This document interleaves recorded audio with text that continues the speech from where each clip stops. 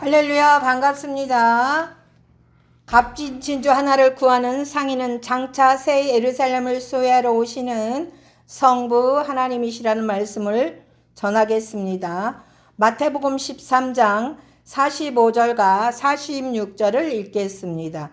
또 천국은 마치 좋은 진주를 구하는 장사와 같으니 극히 값진 진주 하나를 발견하매 가서 자기의 소유를 다 팔아 그 진주를 사느니라. 아멘. 천국은 값진 진주 하나를 구하는 상인과 같다고 말씀했기 때문에 그러므로 천국은 값진 진주 하나를 구하는 상인입니다. 그러므로 오늘 설교를 통해 값진 진주 하나를 구하는 상인의 비유를 깨닫는다면 여러분은 천국의 비밀을 깨닫게 될 것입니다. 사랑하는 여러분, 값진 진주 하나를 구하는 상인은 교회의 최종 완성인 새 예루살렘을 얻기 위해서 장차 오시는 성부 하나님을 상징합니다. 값진 진주 하나를 구하는 상인은 진주와 같은 새 예루살렘을 얻기 위해서 장차 오시는 성부 하나님을 상징합니다. 성부 하나님은 자신보다 더 아끼는 성자 하나님의 핏값을 지불하고 여러분을 사셨습니다. 할렐루야. 그러므로 여러분은 상인이 자신의 소유를 팔아서 산 값진 진주와 같은 존재들입니다.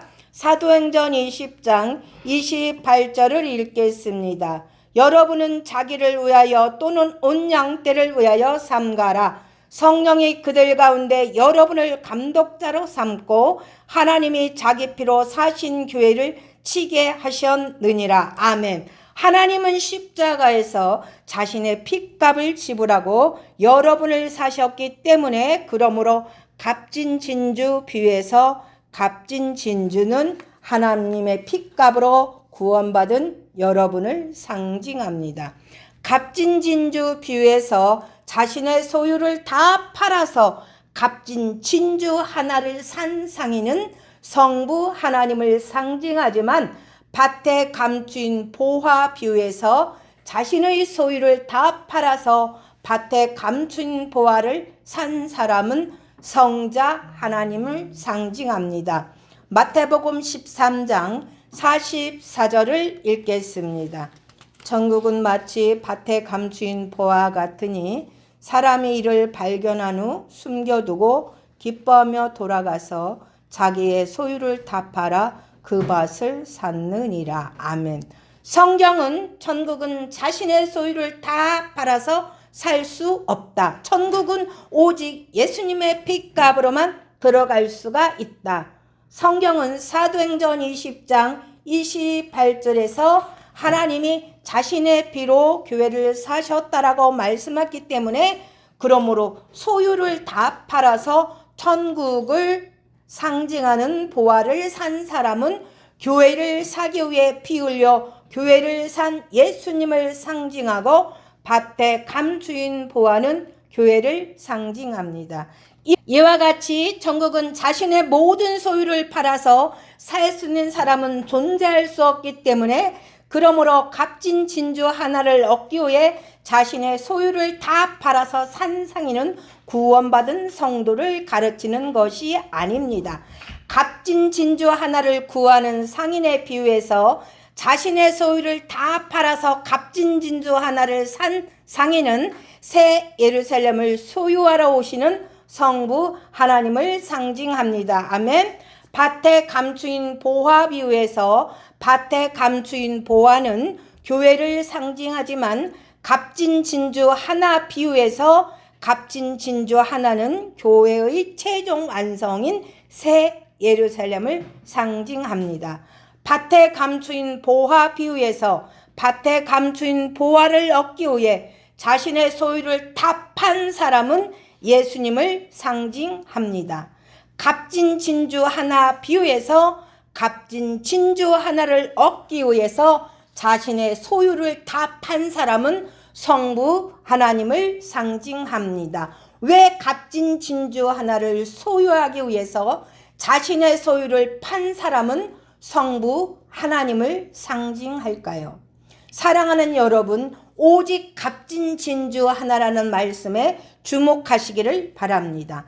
진주를 구하는 상인은 성부 하나님이라는 비밀을 깨닫기 위해서 상인은 값진 진주 여러 개를 구하는 것이 아닙니다. 상인은 오직 값진 진주 하나만을 얻기 위해 자신의 소유를 다 팔았다라는 하나라는 단어에 여러분은 주목을 하셔야 합니다. 값진 진주 하나는 성부 하나님이 거처로 오시는 하나로 건축된 새 예루살렘을 의미합니다. 아멘. 마태복음 13장 45절과 46절을 읽겠습니다. 또 천국은 마치 좋은 진주를 구하는 장사와 같으니 극히 값진 진주 하나를 발견하며 가서 자기의 소유를 다 팔아 그 진주를 샀느니라. 아멘. 진주는 하나님의 핏값을 주고 산 교회를 상징합니다. 오늘날 이 땅에 하나님의 핏값을 지불하고 산 많은 교회들이 있지만 값진 진주 하나는 교회들을 가르치는 것이 아닙니다. 값진 진주 하나는 성부 하나님이 거처로 오시는 하나로 된 새 예루살렘을 의미합니다. 아멘. 에베소서 2장 20절과 22절을 읽겠습니다. 너희는 사도들과 선지자들의 터위에 세우심을 입은 자라. 그리스도 예수께서 친히 모퉁이 돌이 되시었느니라. 그의 안에서 건물마다 서로 연결하여 주 안에서 성전이 되어 가고 너희도 성령 안에서 하나님이 거하실 처소가 되기 위하여 그리스도 예수 안에서 함께 지어져 가느니라. 아멘. 에베소서 2장 20절에서 22절은 성부 하나님이 거하실 성전이 되기 위해 성도들이 서로 연결되어 함께 하나님의 성전으로 건축되는 과정에 있다고 말씀합니다. 성부 하나님이 거하실 성전이 되기 위해서 성도들이 함께 건축되는 과정에 있다는 의미는 하나님의 성전이 최종 완성이 됩니다. 그러면 성부 하나님께서 완성된 하나님의 성전에 거처로 오실 것이다라는 의미가 내포되어 있는 것입니다. 성부 하나님이 거하기 위해 최종 건축된 하나님의 성전이 새 예루살렘이다. 그러므로 에베소서 2장 20절과 22절은 교회들이 서로 연결되어 새 예루살렘으로 최종 건축되면 성부 하나님이 새 예루살렘에 거처하러 오기 위해 장차 오실 것이라는 놀라운 예언의 비밀이 숨겨져 있습니다. 새 예루살렘은 교회들이 서로 연결되어 최종 하나로 건축된 교회입니다. 이 하나로 건축된 새 예루살렘은 상인이 자신의 소유를 다 팔아 사기를 원하는 값진 진주 하나이다. 교회들이 서로 연결되어 하나의 새 예루살렘으로 건축되어만 성부 하나님은 새 예루살렘에 거처하러 오실 수 있기 때문입니다. 그러므로 성부 하나님의 궁극적인 관심은 새 예루살렘이다. 아멘. 그래서 성부 하나님을 상징하는 상인은 많은 값진 진주를 구하지 않습니다. 상인은 새 예루살렘을 상징하는 오직 값진 진주 하나만을 구한다고 말씀한 것입니다. 그러므로 값진 진주 하나를 구하는 상인 비유는 교회들이 서로 연결되어 새 예루살렘으로 최종 건축됩니다. 성부 하나님께서 새 예루살렘을 거처하고 성부 하나님께서 새 예루살렘을 소유하러 오신다는 예언이다. 그러므로 값진 진주 하나를 구하는 상인 비유에서 자신의 소유를 다 팔아서 값진 진주 하나를 산 상인은 성부 하나님을 말하고 있습니다. 새 예루살렘을 소유하기 위해 장차 오시는 성부 하나님을 상징하고 값진 진주 하나는 새 예루살렘을 상징합니다. 사도행전 20장 28절 말씀처럼 성부 하나님은 아들 하나님의 핏값을 지불하고 교회를 이미 샀습니다. 성령 시대에는 여전히 하나님의 집이 건축되지 않았습니다.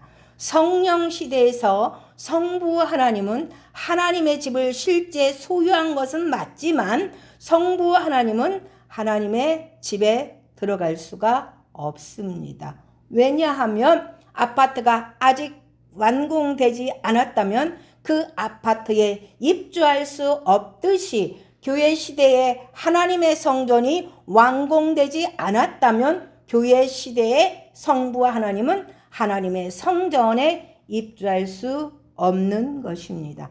그러나 하나님의 집이 최종 완성되면 성부 하나님은 하나님의 핏값을 지불하고 산 하나님의 집에 입주하러 오실 것입니다. 그때 비로소 성부 하나님은 하나님의 집을 실제로 소유하게 될 것입니다. 이와 같이 값진진주 하나를 구하는 상인의 비유는 성부 하나님께서 그 집을 최종적으로 소유하러 오실 것이라는 예언이 값진 진주 하나를 구하는 장차 비유의 비밀입니다. 계시록의 시작 부분에는 7교회가 있지만 그러나 예수님이 재림하고 천년왕국 시대가 끝나고 요한계시록 끝장인 21장과 22장에는 건축된 하나의 새 예루살렘만이 오직 존재한다. 그러므로 계시록은 성령시대, 재림시대, 천년왕국 시대를 거치면서 성부 하나님이 거처되기 위해 결국 교회들은 최종적으로 새 예루살렘으로 건축될 것이다라고 예언하고 있습니다. 그러므로 요한계시록의 핵심 예언은 새 예루살렘을 소유하고 거처하기 위해 성부 하나님께서 장차 오실 것이라는 말씀입니다. 교회들이 성령시대와 재림시대와 천년왕국시대를 통과하여 결국 교회들이 성부 하나님의 거처로서 새 예루살렘으로 건축되는 그 과정을 예언하고 있습니다. 즉 요한계시록은 우리가 결국 성부 하나님이 자신의 소유를 다 팔아서 소유하기를 원하는 값진 진주와 같은 존재라는 것을 말씀하고 계십니다. 요한계시록은 성부 하나님은 결국 값진 진주와 같은 새 예루살렘을 소유하러 이 땅에 오실 것이라는 예언입니다. 그래서 요한계시록은 1장부터 성부 하나님께서 장차 오실 분이다라는 예언과 교회를 거론하고 있는 것입니다. 요한계시록 1장 4절과 5절을 읽겠습니다.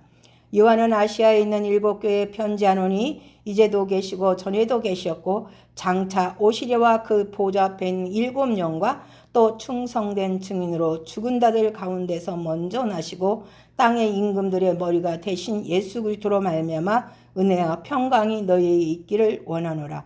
우리를 사랑하사 그의 피로 우리 죄에서 우리를 해방하시고 아멘.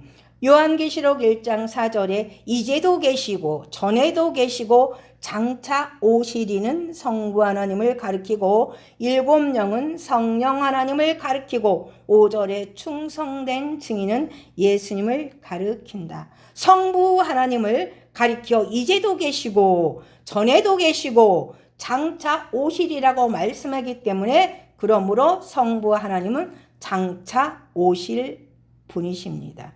요한계시록 1장 8절을 읽겠습니다.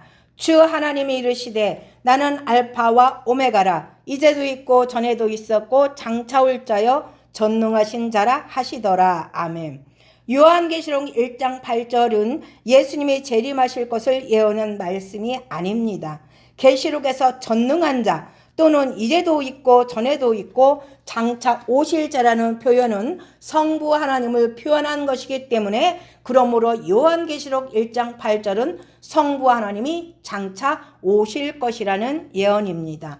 요한계시록 21장과 22장은 주 하나님 곧 전능하신 이는 성부 하나님을 가르치고 어린 양은 예수님을 가리킵니다. 요한계시록 1장 8절에 주 하나님 또는 전능자는 성부 하나님을 가리키기 때문에 그러므로 요한계시록 1장 8절은 성부 하나님이 장차 오실 것이라는 예언입니다. 요한계시록 4장 8절과 9절을 읽겠습니다. 네 생물은 각각 6날개를 가졌고 그 안과 주위에 는들이 가득하더라. 그들이 밤낮 쉬지 않고 이르기를 거룩하다 거룩하다 거룩하다. 주 하나님 곧 전능하시니요 전에도 계셨고 이제도 계시고 장차 오시리라. 생물들이 보좌에 앉으사 세세토록 살아계시는 이에게 영광과 존귀와 감사를 돌릴 때 보좌에 앉으시는 이를 향하여 내 생물이 주 하나님 곧 전능하시니요 전에도 계셨고 이제도 계시고 장차 오실이라고 외쳤다. 아멘.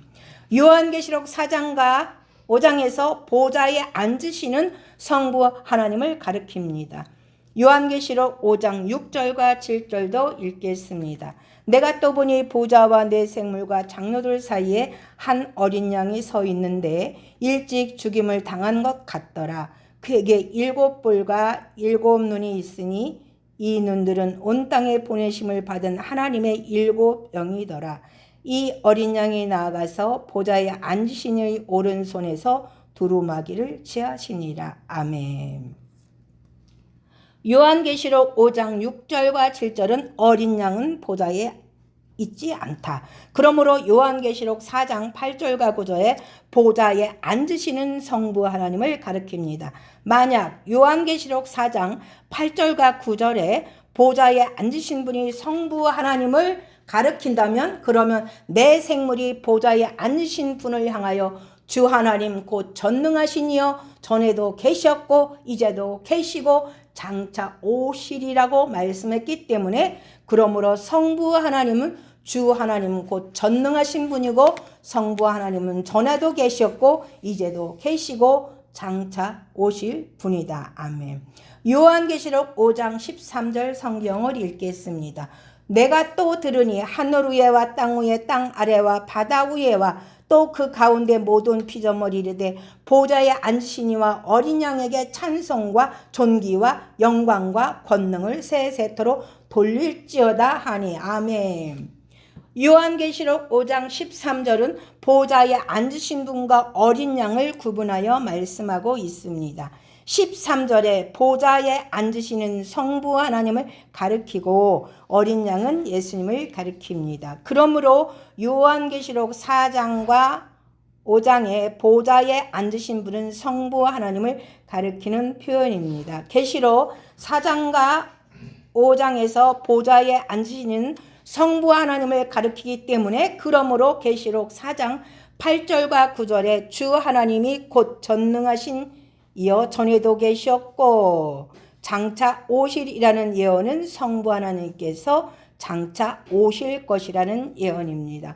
그러므로 주 하나님 전능하시니 전에도 계셨고 이제도 계시고 장차 오실이라는 표현은 성부 하나님을 가리키는 표현입니다.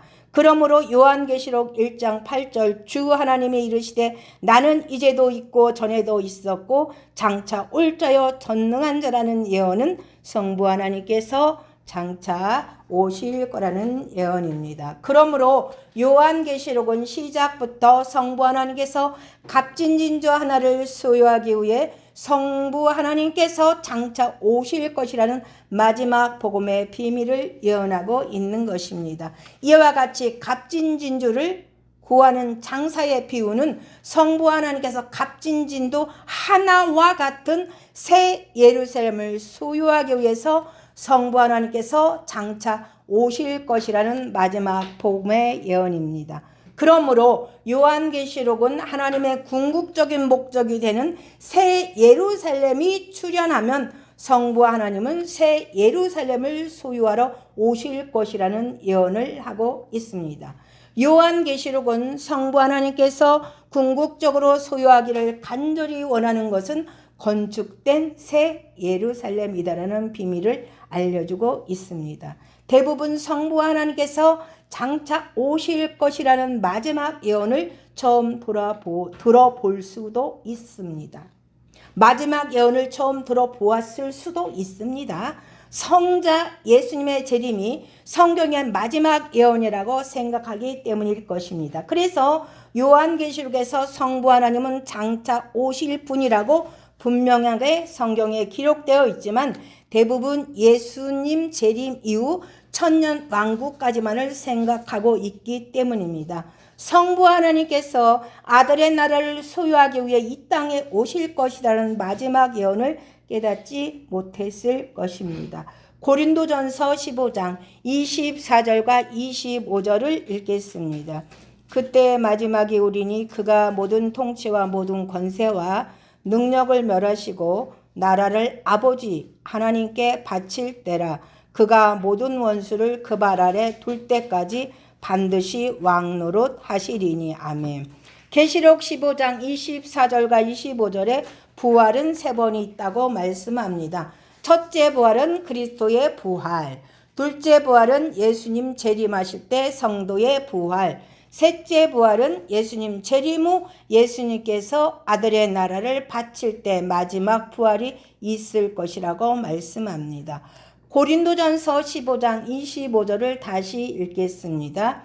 그가 모든 원수를 그 발 아래 둘 때까지 반드시 왕노릇 하시리라. 고린도전서 15장 25절은 아들의 나라를 바칠 때 셋째 부활이 있다고 말씀하셨는데 아들의 나라는 무엇을 의미하고 있는 것일까요? 아들의 나라는 예수님이 재림하면서 세상 나라는 멸하고 예수님이 왕이 되어 통치하는 천년왕국을 가리킵니다. 요한계시록 20장 4절과 6절 성경을 읽겠습니다. 또 내가 보니 보좌들은 거기에 앉은 자들이 있어 심판하는 권세를 받았더라. 또 내가 보니 예수를 증언한가 하나님 말씀 때문에 목배임을 받은 자들의 영혼들과 또 짐승과 그의 우상에게 경배하지도 아니하고 그들의 이마와 손에 그의 표를 받지도 아니한 자들이 살아서 그리스도로 더불어 1000년 동안 왕노릇하니 그 나머지 죽은 자들은 그 1000년이 차기까지 살지 못하더라. 이는 첫째 부활이라. 이 첫째 부활에 참여하는 자들은 복이 있고 거룩하더라. 아멘. 둘째 사망이 그들을 다스리는 권세가 없고 도리어 그들이 하나님과 그리스도의 제사장이 되어 1000년 동안 그리스도와 더불어 왕노릇하리라. 아멘. 요한계시록 19장은 예수님이 지상 재림하면서 세상 나라를 멸하는 내용입니다. 요한계시록 20장 4절과 6절은 예수님이 이 세상 나라를 멸하고 이 세상에 1000년 동안 예수님이 왕으로서 통치하는 하나님의 아들의 나라에 대한 말씀입니다. 예수님이 재림하고 예수님이 이 땅에서 1000년 동안 왕으로서 통치하는 아들의 나라를 신학적인 용어로 천년왕국이라고 부릅니다. 아들의 나라는 예수님이 이 땅에 재림하시고 예수님은 이 땅에서 왕으로서 1000년 동안 통치하기 때문에 그러므로 아들의 나라는 이 땅에서 준비한다. 요한계시록 11장 15절을 읽겠습니다.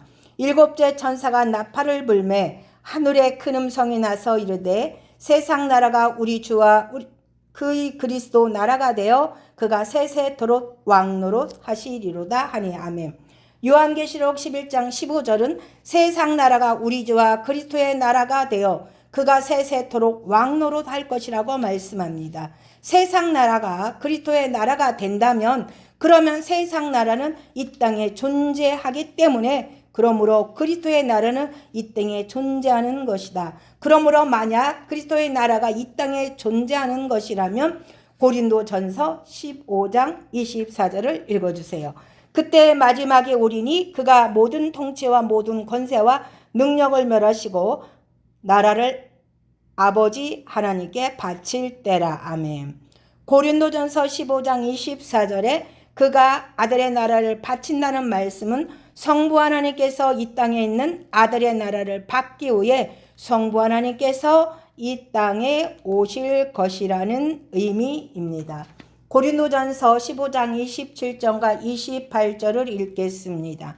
만물을 그 발 아래 두셨다 하셨으니 만물을 그에게 복종하게 하셨다 말씀하실 때 만물을 그의 아래 두시니가 그 중에 들지 아니한 것이 분명하도다. 만물을 그에게 복종하게 하실 때 아들 자신도 그때에 만물을 자기에게 복종하신 이에게 복종하게 되리니 이는 하나님이 만물의 주로서 만물 안에 계시려 하심이라. 아멘.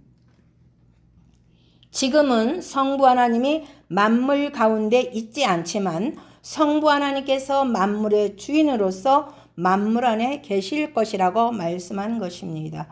고린도전서 15장 27절은 오늘날 성부 하나님이 만물 안에 없다라고 말씀합니다. 그러나 28절은 성부 하나님이 만물의 주인으로서 만물 안에 계시는 것이 성부 하나님의 뜻이라고 말씀하고 있습니다.